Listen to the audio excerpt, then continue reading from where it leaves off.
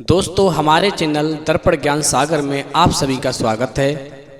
यदि आप हमारे चैनल पर नए हैं तो आप चैनल को सब्सक्राइब करें, लाइक करें, शेयर करें और घंटी अवश्य दबाएं। सभी दोस्तों को जय श्री राधे, जय श्री कृष्णा। तो आ जाइए दोस्तों, आज का प्रसंग बहुत ही मार्मिक और ज्ञानवर्धक है। एक चिड़िया के दो प्रश्न। पहला प्रश्न, छिपकली के घर क्यों नहीं होता, और दूसरा प्रश्न है, छिपकली मनुष्य के घर में क्यों रहती है। तो आ जाइए दोस्तों, गौर करते हैं। एक बार एक राजा शिकार खेलने के लिए जाता है। वह घूम रहा होता है, जंगल की सघन छाया में भ्रमण कर रहा होता है। बहुत ही सुहावना मौसम होता है। एक चिड़िया उड़ती हुई दाने की तलाश में जब घर से निकलती है तो वह उसी स्थान पर पहुंच जाती है जहाँ पर वो राजा शिकार करने के लिए, शिकार खेलने के लिए घने जंगल में घूम रहा होता है। दोस्तों, जब वह चिड़िया राजा की तरफ देखती है तो राजा के पास उड़ करके पहुँच जाती है और राजा से प्रणाम करके बोली है, हे राजन, मेरे मन में दो प्रश्न हैं। यदि आप उनका समाधान करते हैं तो मेरे मन को बहुत ही शांति मिलेगी। दोस्तों, राजा कहने लगा, हे चिड़िया, आप अपने मन की बात बताओ, आप अपने प्रश्न बोलो। मैं पूरी कोशिश करूंगा कि आपकी शंका का समाधान कर सकूं, आपके प्रश्नों का उत्तर दे सकूं।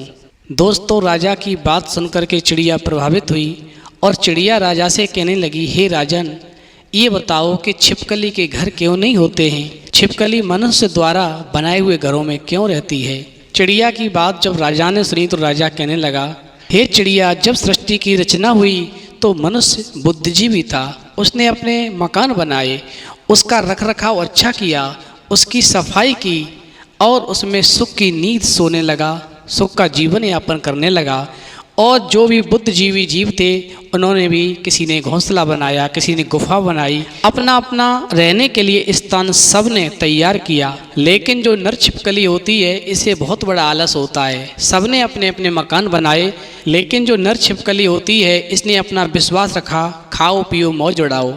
इसने सोचा कि हम तो चट्टानों पर रह कर के अपना जीवन यापन करेंगे, हमें मेहनत करने की क्या ज़रूरत है। जो मादा छिपकली होती है वह कीड़े मार करके लाती है, वह अपने स्वामी नर छिपकली के लिए भोजन लेकर के आती है, वह उसको ग्रहण करता है और पड़ा पड़ा चट्टानों पर अपना आनंद लेता है। कभी धूप में, कभी चट्टानों की दराजों में और कभी चट्टानों से बाहर। सभी ने अपने घर बनाए, लेकिन नर छिपकली ने अपना घर नहीं बनाया।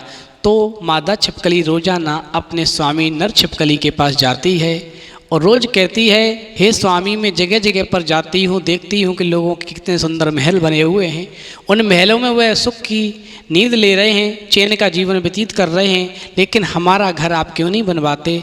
हम भी चाहते हैं कि हमारा भी एक सुंदर सा घर हो, हम भी अपने घर में अपना सुख का जीवन व्यतीत करें। राजा समझा रहा है उस चिड़िया को, हे चिड़िया, जब भी मादा छिपकली अपने नर छिपकली के पास जाती है और कहती है घर बनाने के लिए, तो नर छिपकली का एक ही बहाना होता है कि वर्षा निकल जाए फिर बनाना शुरू करेंगे, कभी गर्मी निकल जाए फिर बनाना शुरू करेंगे, कभी सर्दी निकल जाए फिर बनाना शुरू करेंगे।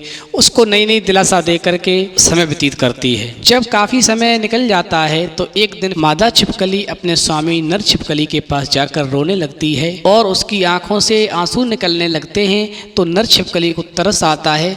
वह नर छिपकली कहती है, तुम चिंता मत करो, अब की बार निश्चित ही ये बरसात निकल जाने दो, मैं जरूर अपना घर बनाऊंगा जिसमें हम और तुम दोनों सुख शांति का जीवन व्यतीत करेंगे। भक्तों, काफ़ी समझाने बुझाने के बाद में, काफ़ी प्यार से समझाने के बाद में वह मादा छिपकली शांत हो जाती है और वह बरसात निकलने का, वर्षा का मौसम समाप्त होने का इंतजार करने लगती है। धीरे धीरे दोस्तों समय व्यतीत होता है और वह छिपकली जो मादा होती है, वह जब बरसात निकल जाती है तो अपना वादा ध्यान दिलाने के लिए अपने स्वामी नर छिपकली के पास जाती है और कहती है, स्वामी, अब तो समय पूरा हो गया, बरसात बंद हो गई है, अब मेरे सपनों का घर बनवा दो।